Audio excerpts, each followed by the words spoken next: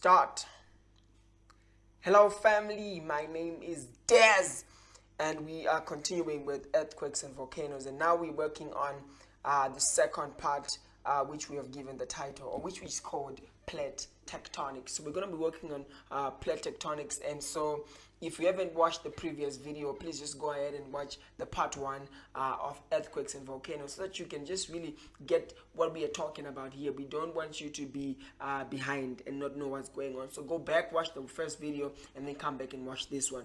Anyway, for those who have watched that one, those who really listen, let's move on. Right, so we're going to be talking about plate tectonics. This is like a fascinating topic, and it's really interesting, and so I want us to dive into it right now. Remember, just watch these videos over and over and over and over again, and you will be good. So let's work on plate tectonics and see what that is and how this whole thing actually works. So let me just get my laser pointer. This. Okay, fine. So we're doing plate tectonics. So let's look at the tectonic plates. So we've got the Eurasian plate, the Philippine plate, the Indo-Australian plate, the Indian plate, the Arabian plate, the African plate, the South American plate. Right now, this is like Greek, right? Unless you're watching this and you speak Greek. Anyway, but basically, let me just start by explaining what I'm talking about when I say plates. I'm not talking about a plate of food. I know their food is somewhere there. Their food is right there, and you might be confused. Are we having dinner? No. So let's walk through it. Right, the crust. Remember, we talked about the crust. So the crust is broken down into a number of tectonic plates. So the crust is broken down into pieces, and those pieces we call them what? Tectonic plates. So and then a plate boundary or margin is where these two plates meet. For example, this is the plate boundary between the South American plate and the African plate. So that's the boundary that we are talking about. So basically, when we're talking about plates, it's saying these are pieces of the crust. Right? The crust is broken down into a number of tectonic plates. Okay, let's move on. So these plates, they move on top of the semi-molten mantle. So we've already talked about the mantle, and we said it is a semi-molten, right? So these plates are moving on top of the what? Of the semi-molten mantle, and the movement of the plates is in part due to what are called convection currents. So I just really tried to give you an illustration just right here. If you're heating water in a kettle, right? Usually you're going to see steam coming out, right? Why? Because when water is heated, it becomes less dense and it rises to the top. So if you heat water, when it becomes hot, it rises to the top, and then when it gets to the top, the cold water at the top will then sink to the bottom, and it's heated, it rises, and then the cold water will sink, and the cycle keeps going on and on and on. So this is what we're calling convection currents. What does current mean? Current refers to a flow of water or air in a specific direction. So we can see what is happening here. It's a flow of water in a specific direction. So when there is a temperature difference between two parts of a fluid, right, the hot fluid will tend to rise, and the cold fluid will tend to what? To sink. And we see this happening here, right? If you heat water here, the water at the bottom is going to be heated first, and so it becomes hot, right? And then it rises to the top, and then the cold water will sink, and the cycle will keep going on and on. The hot water will be at the bottom, it's heated, it goes on top, it rises, and then the water that is less hot or cooler will sink, and then it just keeps going on and on and on. That's what we're calling convection currents. So this creates currents within the fluid that we are calling convection currents, and this is what causes the plates that are on top of the mantle, right, to move. So I think I've really explained that very well. So there are different types of plate boundaries, right? Where two plates meet, there are different types of these plate boundaries. So volcanic eruptions and earthquakes mostly occur at or near plate boundaries. So volcanic eruptions and earthquakes, they most commonly occur at or near plate boundaries. So there are four main types of plate boundaries. We have what are called divergent or constructive plate boundaries. We have what are called convergent or destructive plate boundaries. We have what is called a collision boundary. We have what is called a transform or conservative plate boundary. I know this is how your face right now learning about tectonic plates, but chill, you're going to really understand all of these things. It's very simple, like simple, like very simple. So chill, relax, don't even be worried, stop tripping, right? So let's look at the first one, right? So at a divergent plate boundary, the plates are moving apart. So this is one plate. Let's say the South American plate, and this is the African plate, for example. At a divergent plate boundary, these plates are moving away from each other, right? So as you can see, this is what is happening. This plate is moving this side, and this plate is moving the other side. So all sorts of things can happen on a divergent plate boundaries. Earthquakes can happen, volcanoes can happen. As you can see on this diagram, magma, which is undergoing convection currents here, right? Because of this phenomenon or the movement of the plates, it rises, right? And it forms a volcano.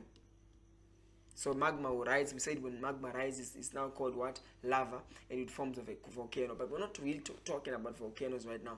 I wanted to show you that this is what is called a divergent or constructive plate boundary. So as the plates are moving away from each other, right, magma is released as lava, and it begins to construct or form these ridges, right? This additional land is being formed, right? So we call them constructive because these ridges are being constructed. So that's why we're calling them what? Constructive plate boundary. So it's sort of like they're creating stuff that was not there before, because as they move away from each other, right, lava comes up, and we are seeing the creation of these ridges. So both volcanic eruptions and earthquakes, they occur at this type of plate boundaries. So we have already talked about the mid-Atlantic region. This is a very good example again of a divergent plate boundary. So tectonic plates are made up of the lithosphere. Just as an additional point, so that you just really understand what we're talking about. Tectonic plates are made up of the lithosphere, as you can see, right? This is a plate, right? This is representing a plate. So this lithosphere comprises of the crust and the uppermost solid part of the mantle. So remember we talked about this, about the core, the mantle, the outer core, the crust, and all of that stuff. So each plate is composed of the crust and the upper part, or the uppermost solid part of the mantle, right? That's what makes up what? A plate, a tectonic plate, this, and we call it the lithosphere. And so basically that's what a plate is. And so at a divergent or constructive plate boundaries, the plates are moving apart, they're moving away from each other, and then lava will erupt from the openings, and ocean ridge are going to be formed as crust, as what? As new crust is formed, right? So we're going to have what are called ocean ridge, where new crust has been formed. So we're going to have formation of new crust, because as these plates are moving away from each other, this magma is erupting and as lava, and it's creating a new crust, right? It's creating new land in this gap, in this opening. So that's why we're calling it constructive. There's a creation of these ridges, and there's just basically creation of new crust altogether, more land. So the more it is moving away from each other, we have more lava coming in and creating a new crust in those openings. So basically that's just what it is. Move on. So at a divergent plate boundary, the plates are moving apart. The Mid-Atlantic Ridge is an example of a divergent plate boundary. So we've already talked about the South American plate, right, and the African plate, and this is what we're calling the Mid-Atlantic Ridge, right? This is like the plate boundary between this plate and this plate, right? And it's a divergent boundary, right? So the Mid-Atlantic Ridge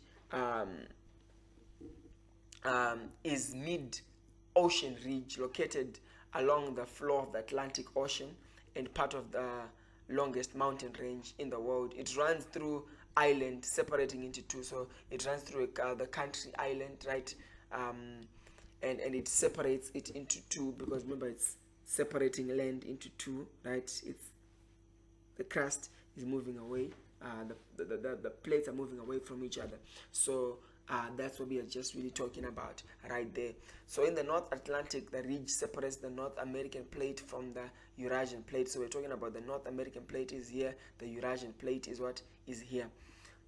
So both volcanic eruptions and earthquakes can occur at this type of plate boundary. Then we have what we call the convergent or destructive plate boundary, right? So let's just look at important words. Subduction, what does that mean? Imagine tectonic plates are moving towards each other, right? And these plates collide. One plate, which is like the denser one, which is the oceanic plate, is the one which is always denser, right? It is a higher density. It starts to slide beneath the other one. It goes under. So the plates are moving like this. They're coming together. And this is the oceanic plate, right? When they collide, this one, which is more denser, will start to go slide under, right? So this downward movement that we are talking about is what we are calling subduction. So let's just get into it, and then I'll show you what I'm talking about. So at a convergent or destructive plate boundary, the plates are moving towards each other. When they collide, the denser, the heavier oceanic plate subducts under the lighter, less dense continental plate. So this is the continental plate, this is the oceanic plate. They collide. This one, the oceanic plate, which is more denser, will slide, right? The technical word right there, the correct wording will be it subducts, right, under the what? The lighter continental plate. So when it goes down, right, it causes friction, right? And when that friction happens, it causes heat. Remember when you do this, right, what is happening? It's friction, right? And when you keep doing this, what is going to be happening is your hands are going to feel warm, right? Because friction causes heat. So when that friction happens, it causes a lot of heat, which begins to melt the rocks, and the melted rocks and magma in magma chambers would then cause an eruption, right? And that eruption will happen through a crack or a vent in the crust, and then boom, a volcano starts to happen. So basically that's what's happening at a convergent plate. So the boundary between the Nazca plate and the South American plate is an example, right? So this plate, right, this Nazca plate and the South American plate, as you can see, this tectonic plate is moving this direction, and this one is moving also in this direction. So when they meet, it's a convergent or destructive plate boundary. The reason why we're calling it destructive is because technically what is happening is the oceanic crust is actually we're losing more. The crust is basically just getting buried under the oceanic crust. So that's kind of what we're calling it, the destructive plate boundary. We're not getting more land, we're not getting more anything. It's just another plate sliding under another one. So this is what happens here. This is the oceanic plate, this is the continental plate. So this one will obviously, because this is the denser one, it will go under, and volcanic eruptions and earthquakes occur at this type of plate boundary. So we call this the subduction zone, right? So at the subduction zone, the descending plate sinks into the Earth's mantle, right? As it descends, it melts due to the intense heat and pressure caused by the friction. This molten rock called magma rises towards the surface. So this molten rock called magma, right? Remember we talked about heat and pressure, right? it causes that crust, that oceanic crust, to begin to melt, and it also then causes a volcanic eruption because there's a lot of heat down there, and there's melting rock, and there's also magma chambers and all of those things, and volcanoes start to happen. So basically, that's what we are looking at. Okay, so so when magma reaches the surface, it erupts as a volcano. I'm sure we have already talked about. So now, so you guys, this is how you should ask out girls, eh? Me and you, baby girl, should become a convergent boundary. Anyway, but this dude like really looks the part. Like he looks the part. So never say I never give you some game. And you girls, if he asks you like this, say yes. Please say yes. It means he's very smart. Right, let's keep it going. And then we go to the part that I really like, the collision boundary, right? So these are plates of similar density that are moving towards each other. They can be both continental, or maybe both continental or both oceanic plates. When they move towards each other, they get to a point where they collide, right? When they collide, because none of them is less denser or more denser, they will just collide, and they are forced upwards. So they will be forced upwards. So they're coming like this, they collide, and they will be forced upwards, right? And when the plates collide and they are forced upwards, they now form what are called fold mountains. So I would really like to visit the Himalayas. It's really the mountain range. It's really cool. It's really dope. You're finding it at the boundary between China and India, and somewhere across Nepal. That's where you find the Himalayas. These are very beautiful fold mountains, and they formed as a result of a collision boundary, right? So at a collision boundary, two plates of similar density move towards each other. Neither is dense enough to subduct, right?